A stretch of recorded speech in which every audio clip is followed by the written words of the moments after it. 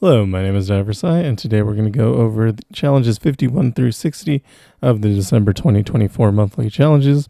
Nothing really interesting happened in 1 through 50. We used a lot of strong characters, maybe overloaded a little bit, and that was starting to play a role in the end. I started doing a lot less well. Also, I was getting kind of tired. Normally, I only stay up to like 1 or 2. At this point, we were getting till 3 or 4, so mistakes were starting to get made. If I had to do it again, I probably wouldn't, but I would save a lot of the things that you don't have to think on for closer to the end so that I could make less mistakes. I would also move Annie up earlier.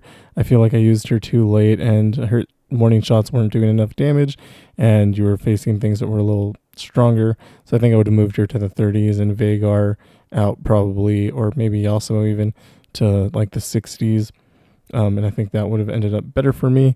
Anyway, challenge 51 is Viego. We're going to be using Lux Illuminated with Fear Cleaving Axe, Lux's Incandescent Baton, and Crown Guard Inheritance.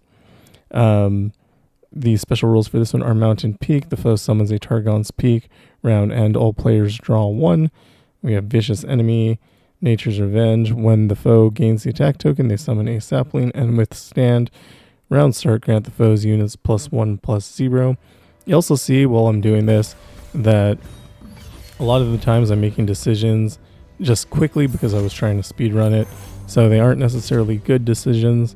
They're just like, they're probably fine decisions, but I would take more time on those kinds of decisions had I not been speed running.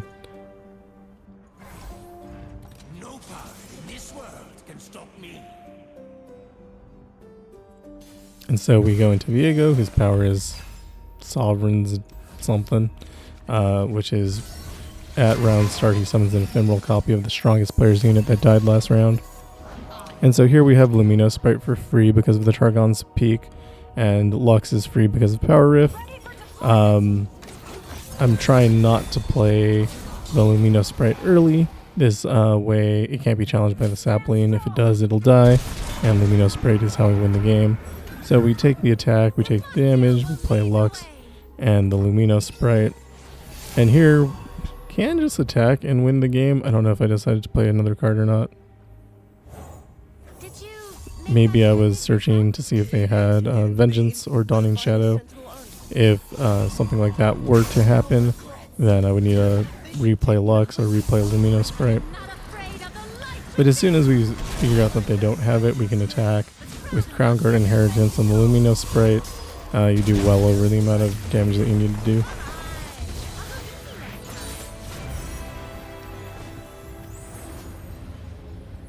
And yeah, that's pretty straightforward, pretty easy. Challenge 52 was Zed with Power of Observation. Game start, all players summon a Hextech Observatory and Nature's Revenge, which is the saplings again.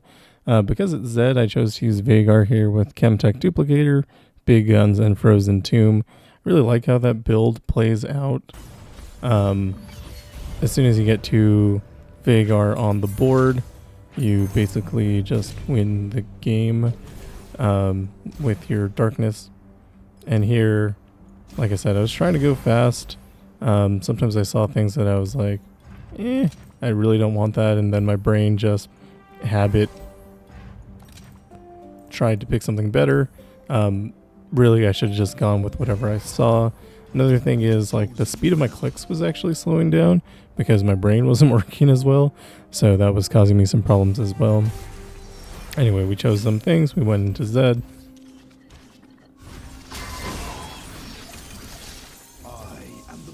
And like I said here, we're not going to be running into too many problems. Although here, we don't have, our darkness isn't strong enough to remove the Zed. So I played the Otterpuss as a blocker, which doesn't help because of the sapling. So I just take some like 16 damage for free.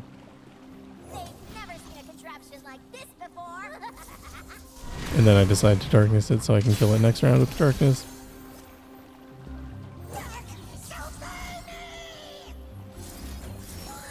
I shouldn't have killed that Zed there probably because you can just play another one. feels like it would have been better to hold that darkness until Zed's attack, and then you could have replayed.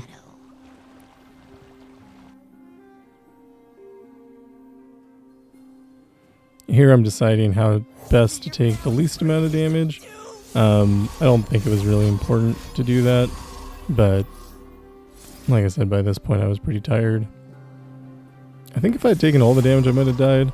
So, I mean, there needed to be a little bit of a response, but I think I would have thought it.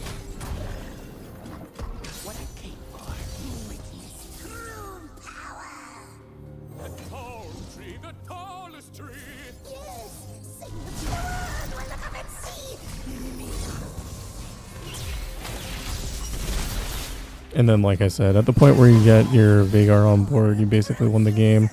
Would have been better if I had both Veigars on the board. But one got recalled and then I think killed. Another day, another explosion.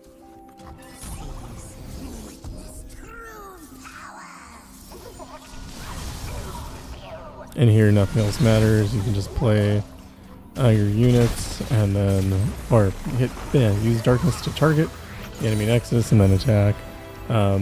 Even if I hadn't attacked the next round, I would have had darkness back, and that would have been enough to finish off the game.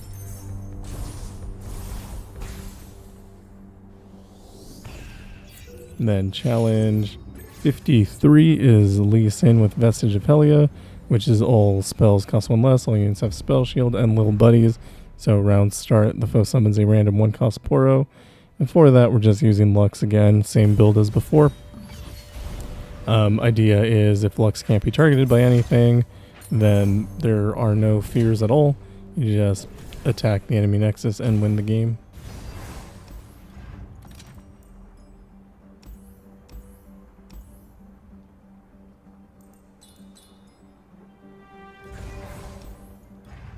I don't know why I would have chosen Focusing Crystal over Black Cleaver. That doesn't make any sense. But like I said, at this point I was pretty tired.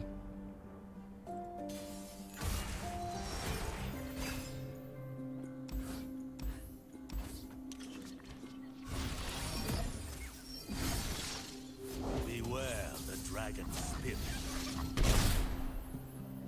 They will show them where their spells can. And then you just do normal Lux things. You do need units on board, and you can't win until round 2 because you just don't have enough power to get Crown Guard Inheritance to go off. So you do want to play something just kind of to be supported. And then once you attack, like I said, you do 100 damage, so it's fine.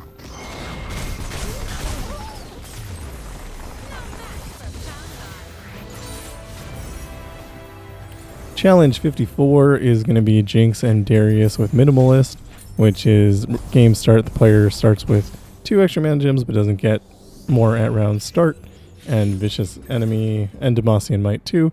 When one of the foe's units strikes, grant it +2/+2. For that, we're using Evelynn with Tempest Blade, Crown Guard Inheritance, and the Beast Within.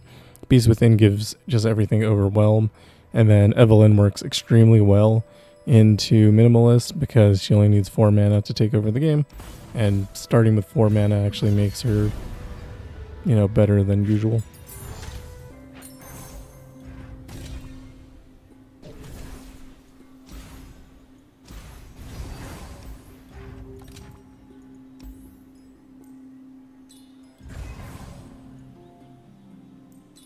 I don't know why I rerolled there. I should have just gone forward. It's little things like that that were costing me the extra time.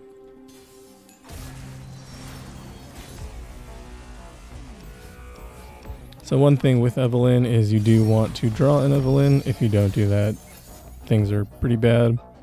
You can use her pay to win relic to force draw her, but I don't know if that's worthwhile.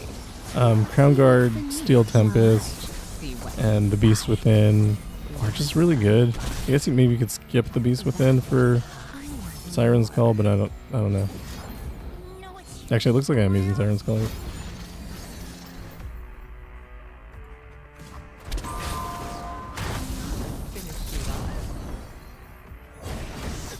I will update that on my spreadsheet.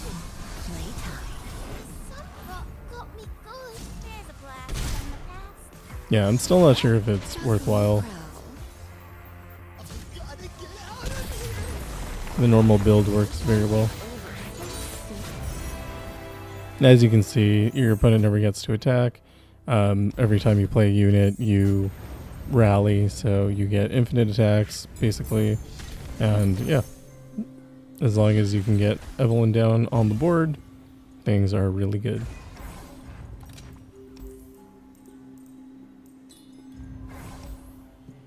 Every army needs a general.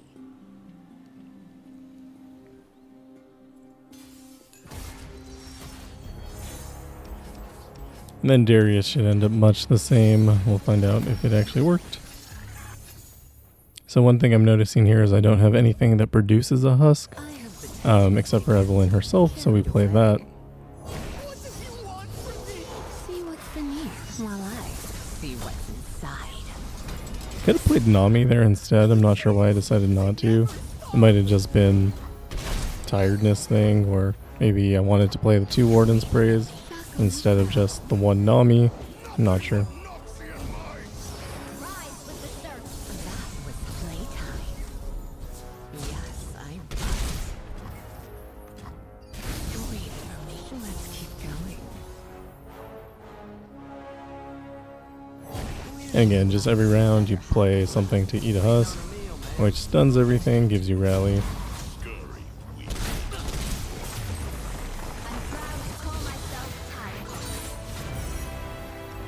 Challenge 55 is going to be Viktor with Arcane Emissions. Game start, all players start with 3 spell mana and Let's Rock. Round start, the foe summons a Rockfall Path if they don't have one. That's an annoying power, and Viktor's kind of strong. So here I decided to use Aurelion Soul.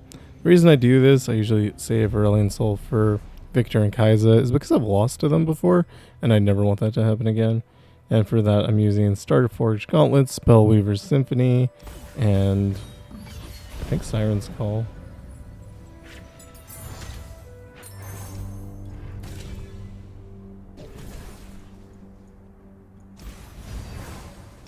Starforged gives you the extra mana. Spellweavers gives you a created card, and Siren's Call is also a created card. This way you can usually get Aurelion Soul on the board on round 1, and then you automatically win the game.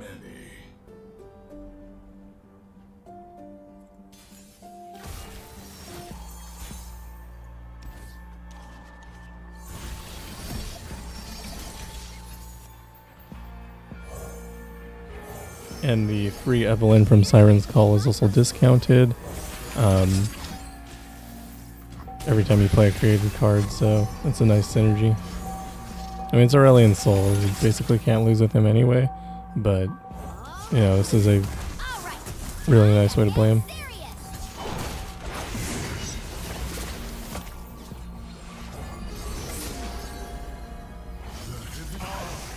I'm the forger of stars.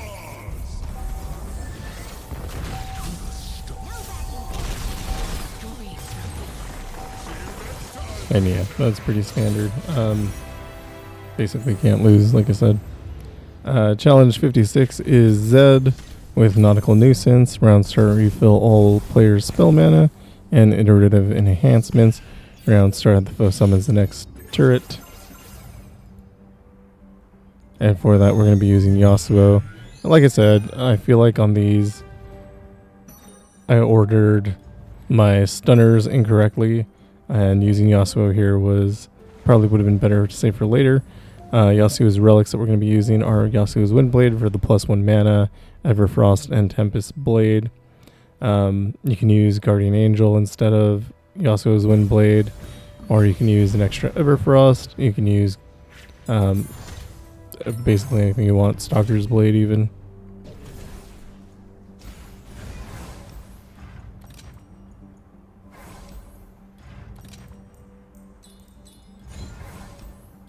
You've chosen well.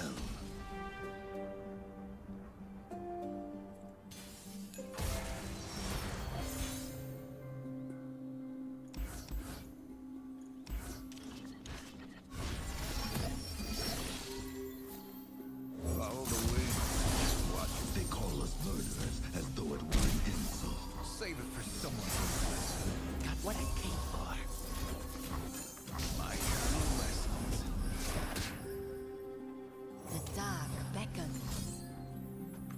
The ideal scenario here would have been to have drawn a Blade Twirler, but that didn't happen, so we do have to slowly build up Yasuo with his strikes from the stuns.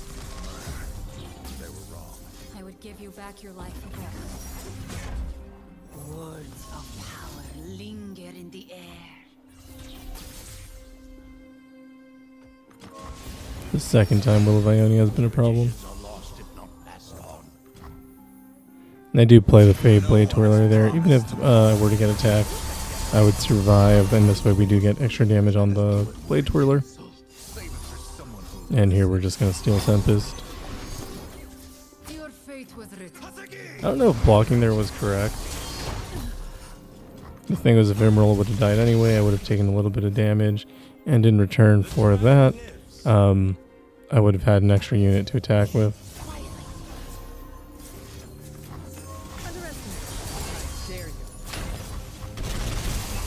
And there we just need to play enough things to get enough damage for lethal, so we don't have to go another 2 rounds. Challenge 57 is Tahm, Kench, and Caitlyn with Nautical Nuisance again. As round start, refill all players' spell mana. Noxian Might 2. Each round the first time the foe summons a unit, grant it +4/+0 and Overwhelm.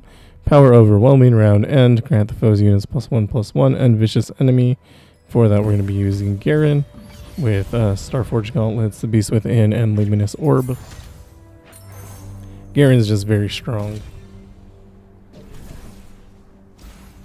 Whenever we see Katarina in these, we take it just in case we roll into Infinite Katarina. I don't know if that's correct, but it's definitely a thing I do. And here I do take Parallel Convergence because I love Parallel Convergence. I think it's really fun. Probably would have been better for time if I just didn't think about that and went forward, but it's hard to stop your brain from doing things that it's used to doing.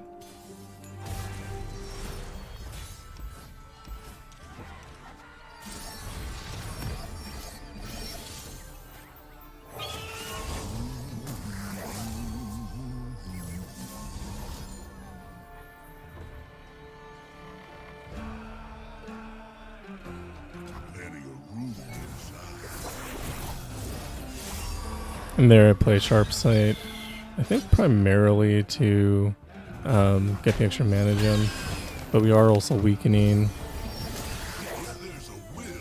Tahm, Kench so that we can get our unit back, and also just remove him from the board is usually a big help.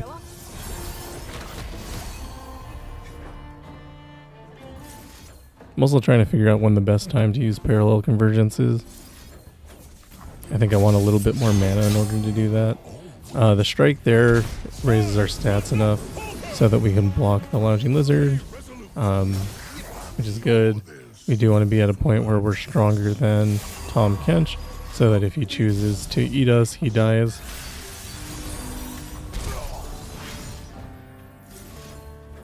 And here I was hoping that Parallel Convergence would double, and it did, so hard to lose at this point. And it doubled again, so I can just play and strike forever. That was pretty fun.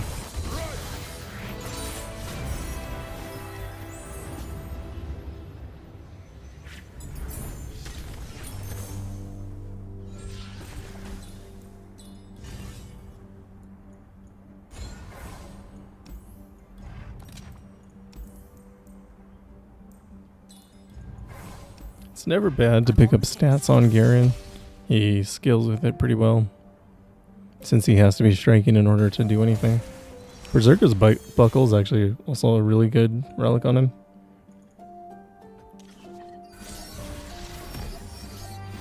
So we kept both Katarina there so that we could force draw Garen. You're covered. Peacemaker protocol.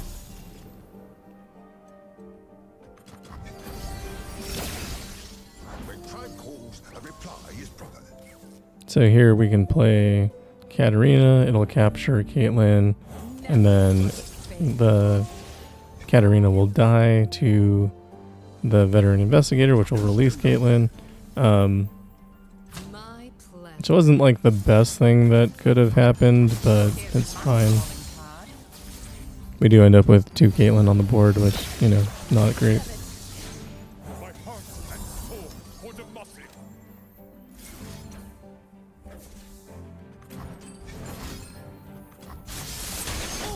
Just keeping the peace. Finest. Stay resolute.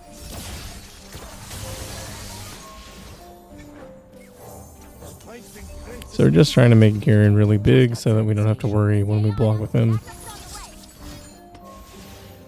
Here we lose the second Katarina, which isn't ideal. We must not relent.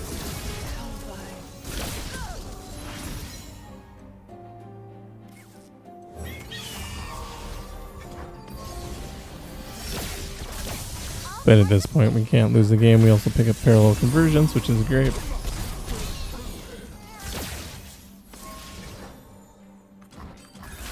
You can see why I love it. Let's race. You and me. The wicked must fall.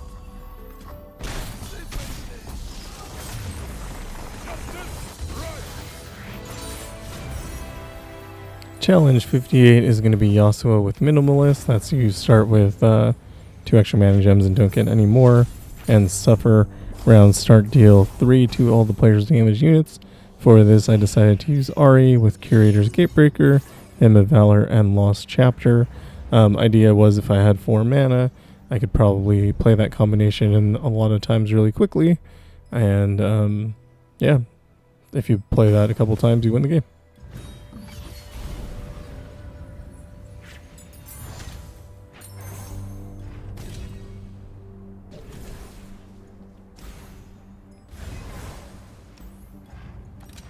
You do want to look for the word recall on like spells chest and items chest. If you can get more copies of Charm, that's good too.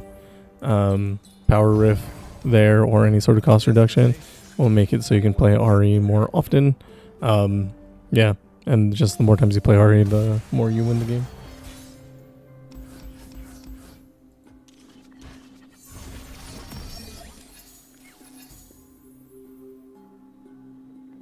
I'll see all this world has to offer.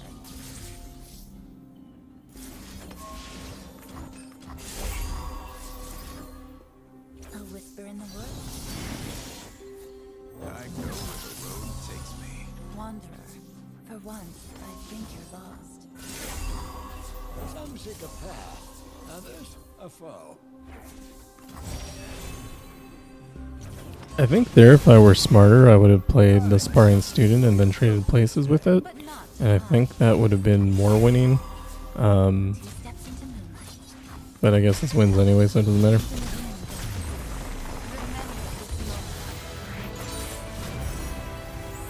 Challenge 59 is going to be Tahm Kench with Dying Laughing, which is game start. All players summon a 0/10 Phantom Prankster, and on Dying Rage, each round the first time the foe's unit would die, grant them Tough, Overwhelm, and Fearsome instead. That's Trandomir's power. We're just going to keep using Ahri.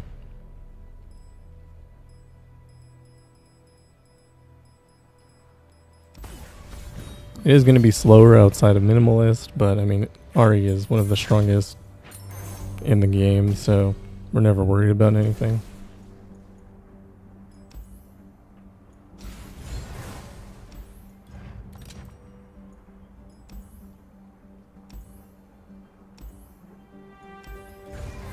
And I do take natural magic there because reducing the cost of my cards means that I can play Ahri infinite times. Assuming that I have something that says the word recall on it. A mouth into which all travels in.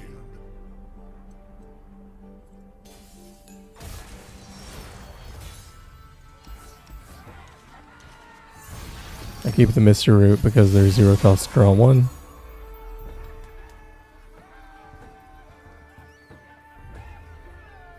I love being a meaningless pawn. When you put down roots, And then I play them out before we play Ahri in order to bait out the Bayou Brunch. I hope you're excited to die. Let me in, Tommy boy! Oh, I'll be happy to accommodate Pablo. The forest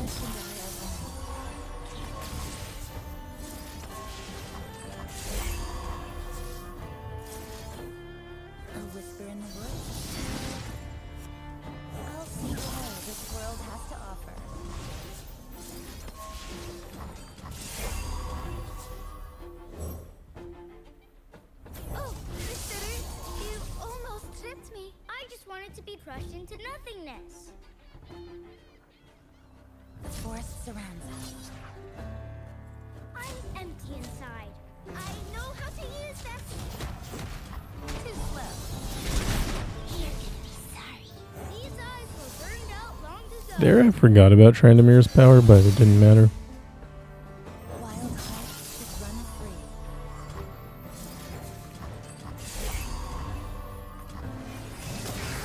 I don't require menu. The chase is on. Left foot, left foot.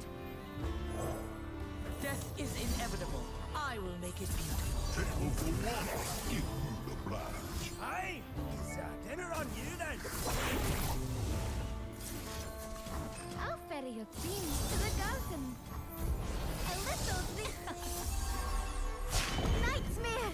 You are not welcome here. Like that. Just a hollow shell. You're in for a walk. Everyone. Not sure why I chose to sleep Ahri. I don't think it actually did anything there. And I do sleep that unit so that I don't get recalled, but it does take away the recall strike thing. Anyway, like I said, Ahri can't lose basically, so it was fine. And then finally we get to challenge number 60. This we used Katarina, or this is Katarina and Lulu. We used Annie with Luden's Tempest, Dreadway Chase Gun, and I'm not sure if I used a second Luden's Tempest here. Special rules are Bandle Magic. Game start, the player summons a Bandle Tree. That's actually really bad for Annie because it's an extra card in hand. Vicious Enemy, Demacian Might 2. When one of the foe's unit strikes, grant it +2/+2. And Adorabus, that's Squirrel, your strongest follower at round start.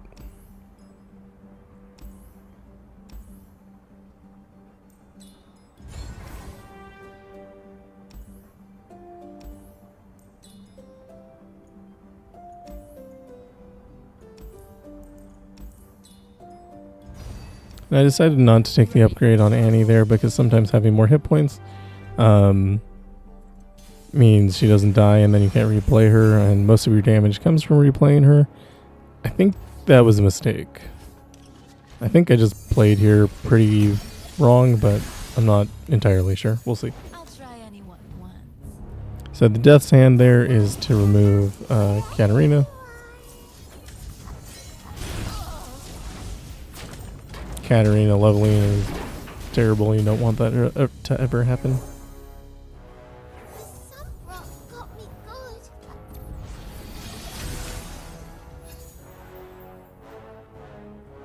Johnny, wanna play with Tipper? Okay, that sounds like fun. So here I'm trying to kill Annie because I forgot that I didn't have another one in hand. So that was actually a really bad thing to do. There's magic, and then there's me. Oh, that's so cool. It's good to be the king. And then at this point the game becomes very grindy. Your aura is so blue.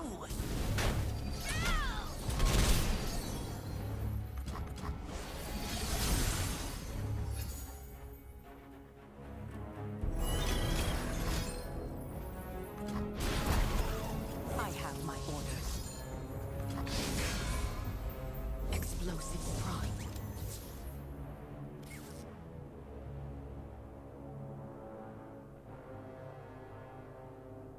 Here I'm trying to figure out the best way to do 20 damage. I should have attacked with a Sparkle Fly here. Yeah, there we go. But our opponent has a full board. It's very strong. Our board is small and weak. It is still an Annie deck, so I think it's overall fine. You do have a lot of stun, but you know, if their board keeps growing and your board doesn't, it's usually a bad thing. And there I don't play the Captive Greyback because I want to play it for a round where I have can take advantage of the Shadow Totem.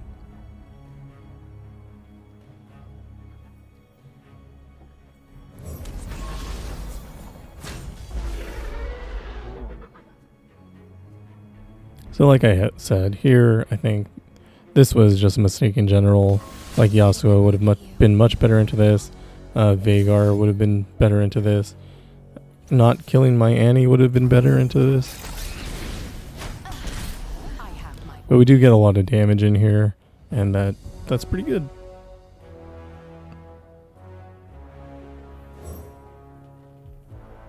The bite doesn't hurt. Get him. I think that stun might have been better saved for the next round, although they probably just open attack here. Just you and me. Maybe that's what I was thinking. Timing is everything. You like spiders? But get excited is enough to pull us through.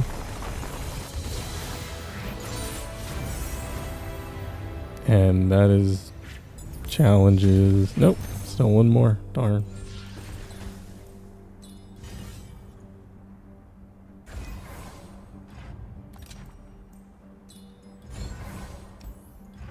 Pleased to meet you. The other thing I think is if I'd put Echoing Spirit on Annie, then I would have had more to draw, and that probably would have been a lot more consistent.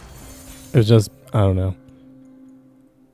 I feel it was a mistake in planning to end up here.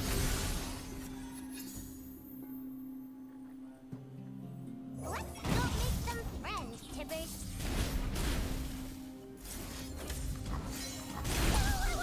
Don't think I won't unmake you because I will. Be free, Whoa. The sun rock got me good. Lovely.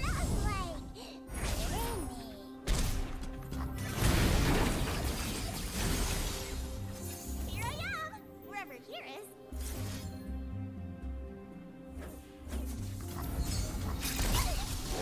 We made it, Rib! I want to go home.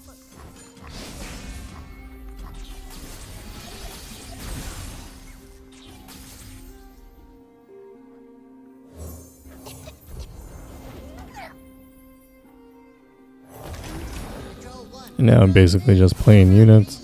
We do need to, you know, eventually finish off the enemy nexus, and we don't really have a good way to do that. Carrots can fly, Rib! Okay. You have the Bandle tree, which I'm kind of wondering if that's like a path to victory. It's usually not, but You wanna play?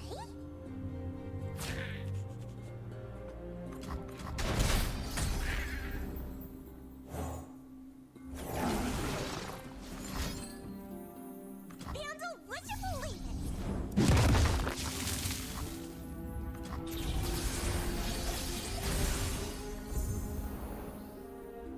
No one's the wiser. with a board just full of squirrels, Adorbis being one of the mutators, plus Lulu's power being Adorbis, you're losing 2 units every round. It's just not great. It's really slow.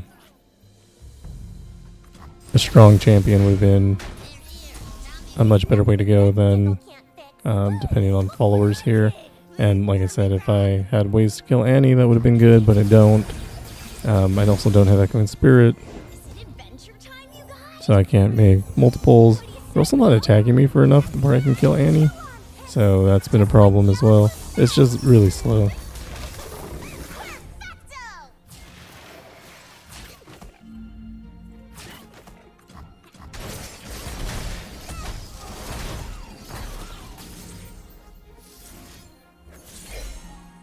Come on, Tipper. It's playtime. And then here, you know, even replaying Annie, we're not doing a lot of damage. Only 8 out of a 50 Nexus health to go. It just wasn't working out very well for me.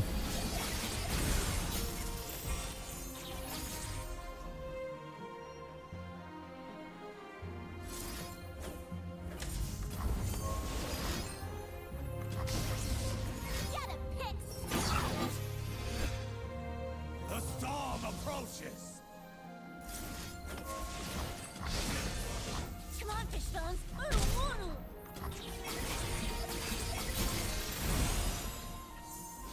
Hey,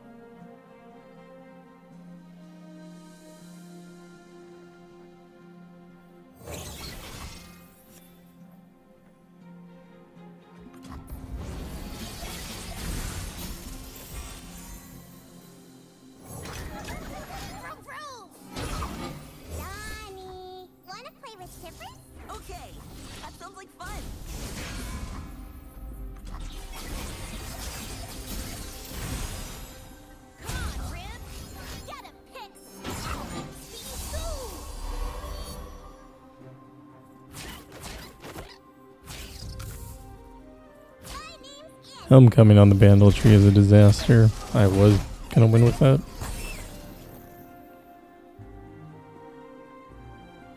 I know what people want, and I know how to get it.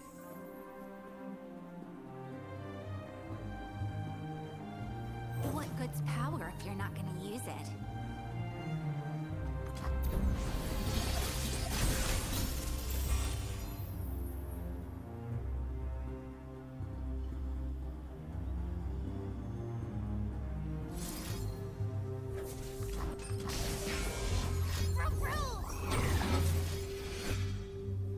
Play Disintegrate just to draw a card.